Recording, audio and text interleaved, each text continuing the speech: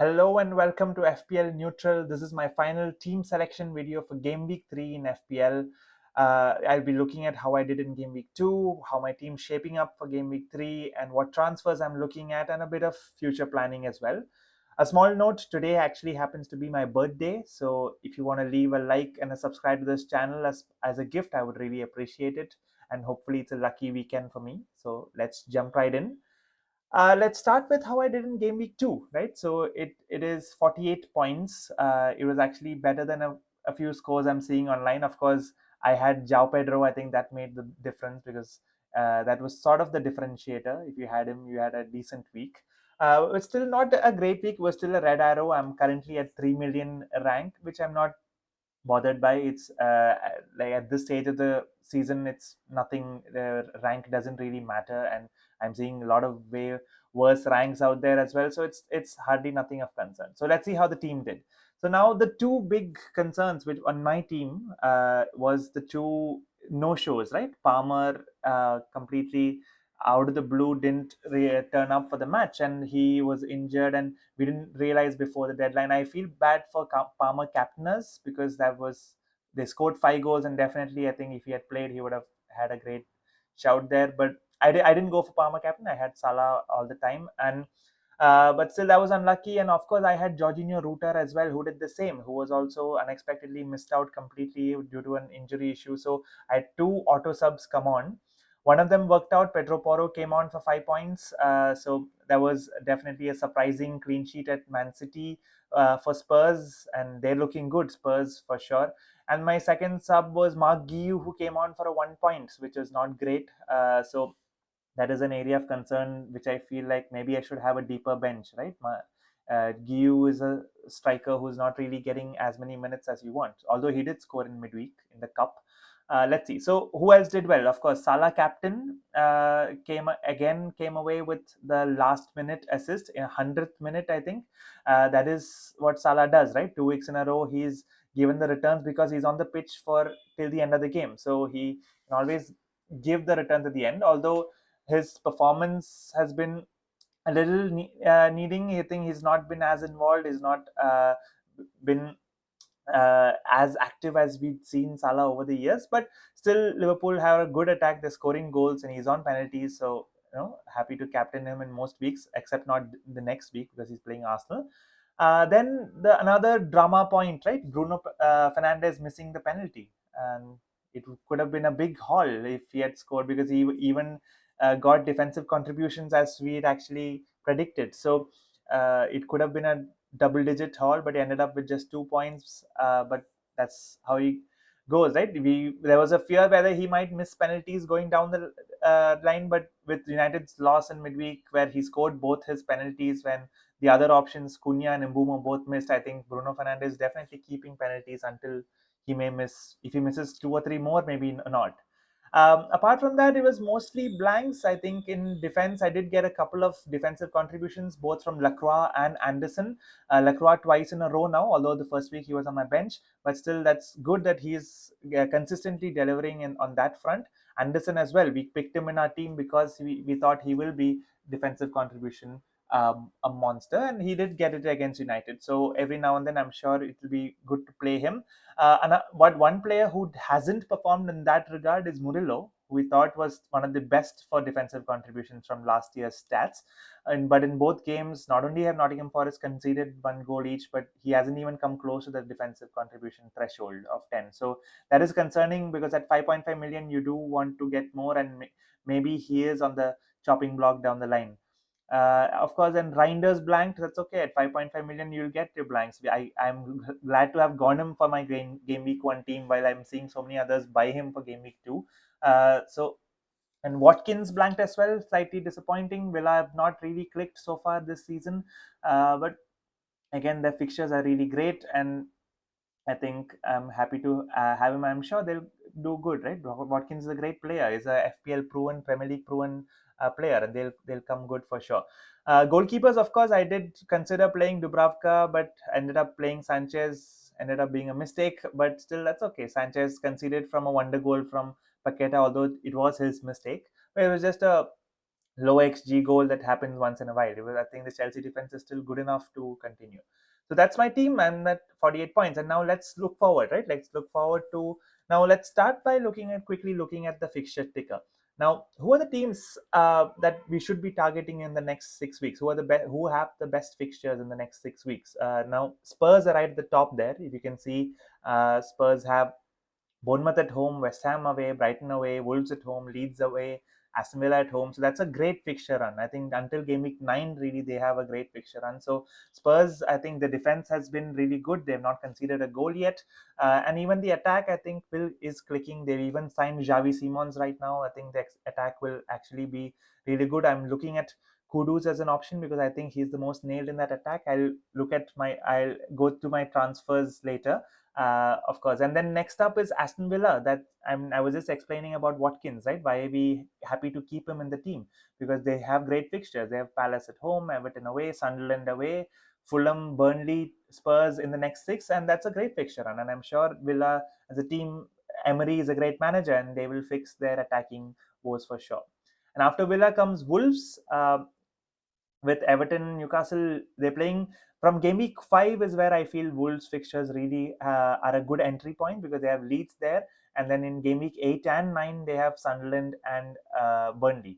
So they play all three promoted teams in that period of 5 weeks, and that's a good entry point. But we don't know who to go for yet, right? Because Strand Larson is in. There's an injury doubt whether he'll be going to Newcastle, so there's a bit of concern there. So, but Wolves do have good fixtures.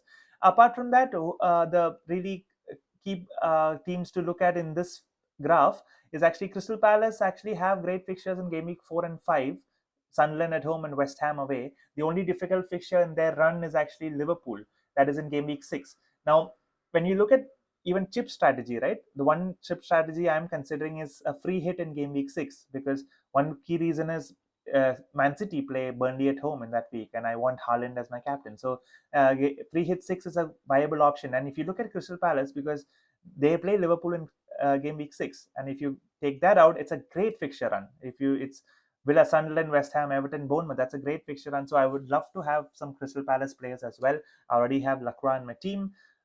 So apart from that, I think Man United have a great fixture this week, but after that, they run into City and Chelsea later, so it's not the great.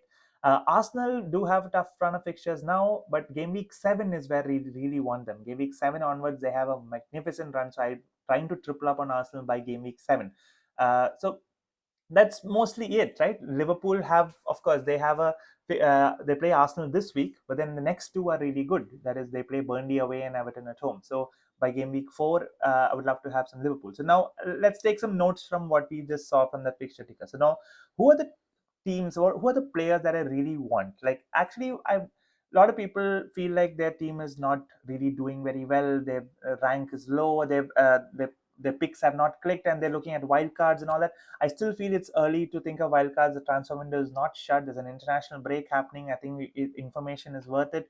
Now, I don't feel like I need a wildcard at all because few things have gone right in my team, although not everything. But like, what are the things have gone right? Like, I had Reinders from the start. I think a lot of people were trying to get there. I had Jao Pedro from the start. He's hauled, so he's a hot property now.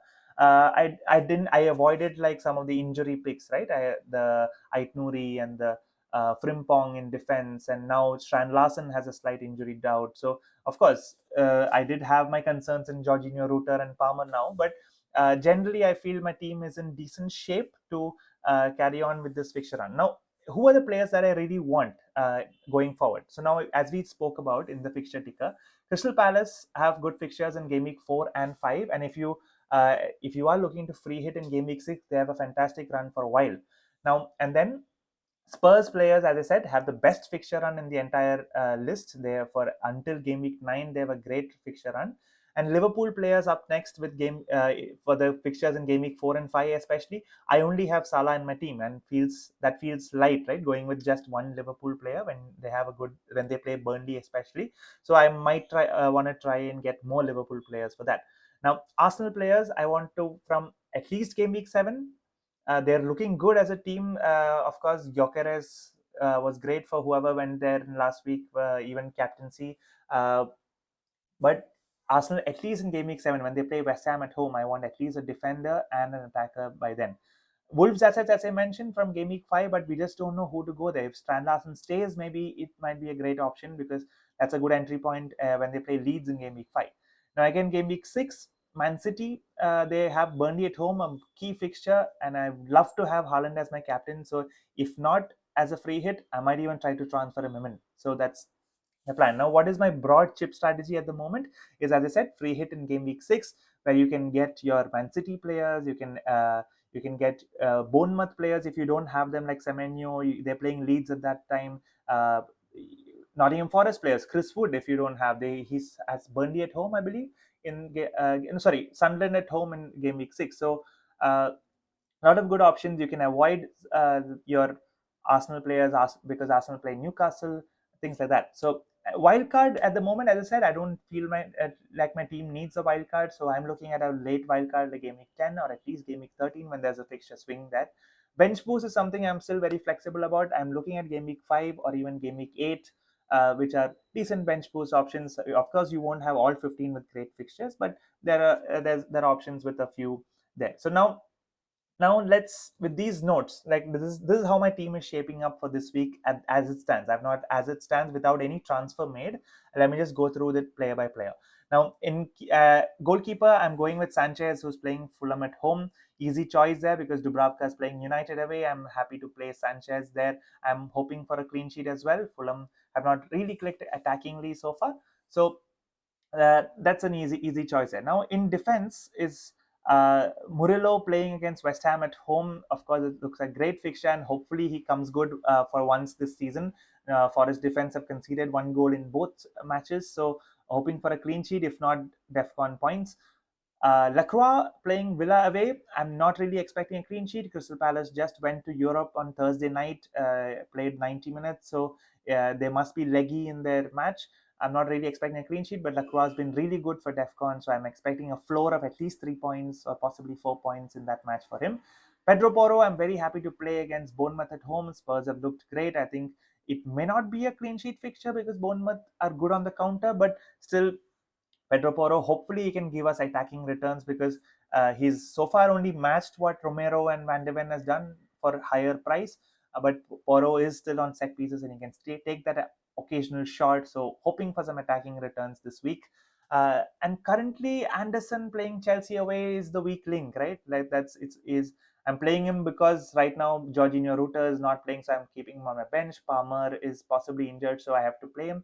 So this is how it looks. And in midfield, Salah playing against Arsenal at home, not a great fixture, so I'm not looking to captain him. Bruno Fernandes playing Burnley at home and is currently has my captaincy armband, so that is something I've been considering. I know. I think when I took Bruno in the Game Week 1 team, I think I had this fixture as eyed up for his captaincy because I know Salah plays Arsenal. So I'm okay with Bruno Fernandes captain. I know he's been playing a little deeper in the team, and people are concerned whether he can get those attacking returns. But he's, and again, 90 minutes man, he can possibly sneak up those DEFCON points. He can occasionally, if he can get another penalty, I think that'll be great. And he's on set pieces, so it'll be good to see Bruno come away with a haul this time as a captain.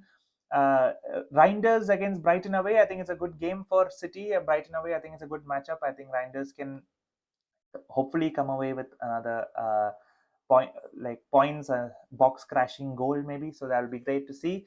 Palmer, it is yellow flagged here, but I know he's when I took the screenshot, but it's already been red flagged. Maresca has already confirmed that he's out, so that is definitely he's not going to be playing this week, and I'm going to be selling him. So I'll just finish up my forward line. João Pedro against Fulham at home. Very happy with that. He's even a captaincy consideration. Right now, I'm okay with going Bruno, but if I anybody were to go João Pedro, I wouldn't mind it. I think he, in Palmer's absence, he could be on penalties.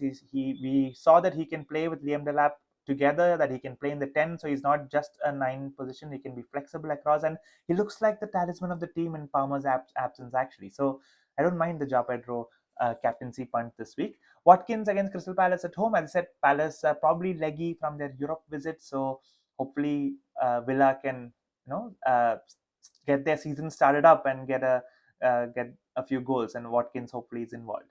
Now, on the bench, of course, I have Gio and Rodon, my cheap enablers, and Rutter as well. Now, clearly, the two big problems in this team are Palmer and Rutter, who are both injured and who are both likely to miss out on this weekend.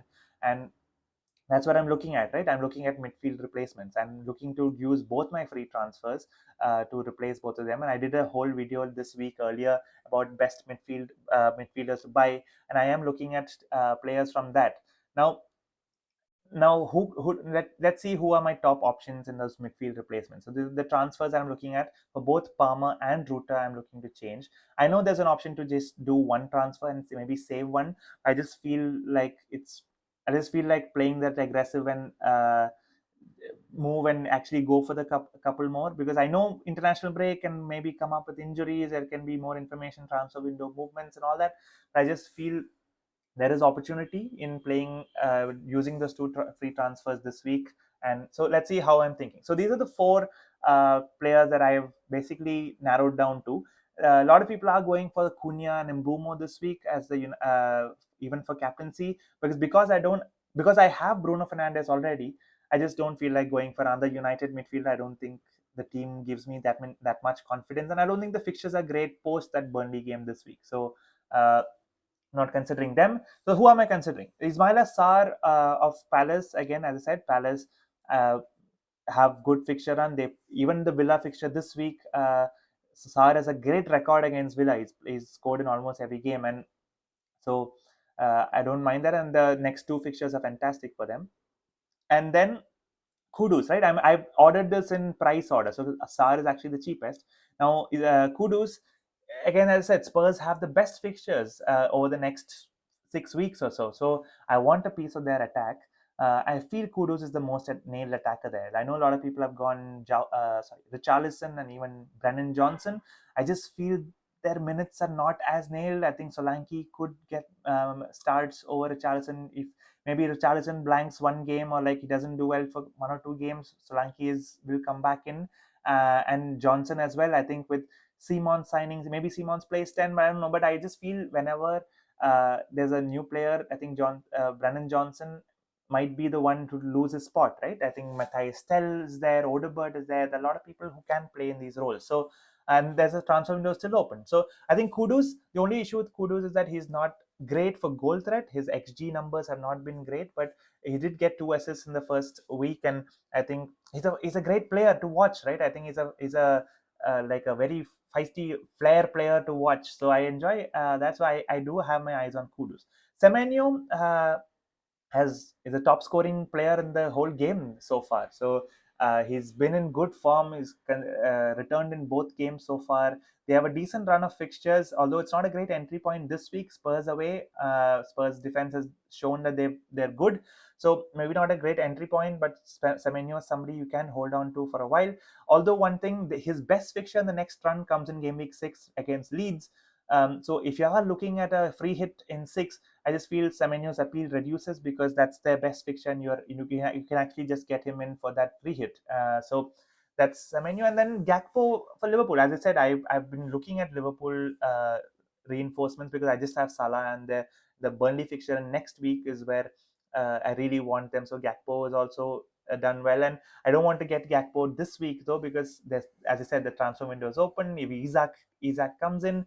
What does that mean for Ekitike? What does that mean for Gakpo? Who plays where? It's a lot of things up in the air. So again, it's a bad entry point this week, right? They're playing Arsenal at home. So why would you want to go there now? So that said, my top two options are the two cheap ones, that is Sar and Kudus. And I uh, because if I do that this week from Palmer and Rutter to these two, I do get like around 3.4 million in the bank, which I'm okay with, which I feel we can do some upgrades next week. Now, what I'm going to do in the next section is that I'm just going to do a bit of freestyle transfer browsing, right?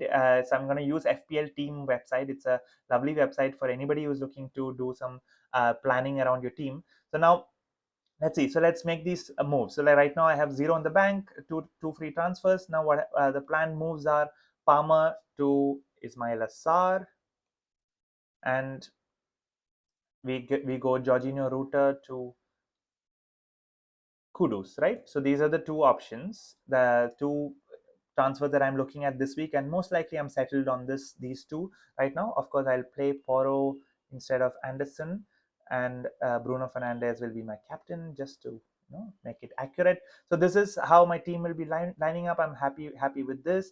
And now we can go on to the next week, right? I have 3.4 million in the bank now. In game week 4, of course, one move is like I'll play Anderson over Murillo, who plays Arsenal away, and now that defense looks really good, right? Leeds at home, Sunderland at home, and West Ham away. That's like the best set of fixtures. And now in midfield, when you see again, Sarr plays Sunderland at home, fantastic fixture. Salah plays Burnley away, great fixture.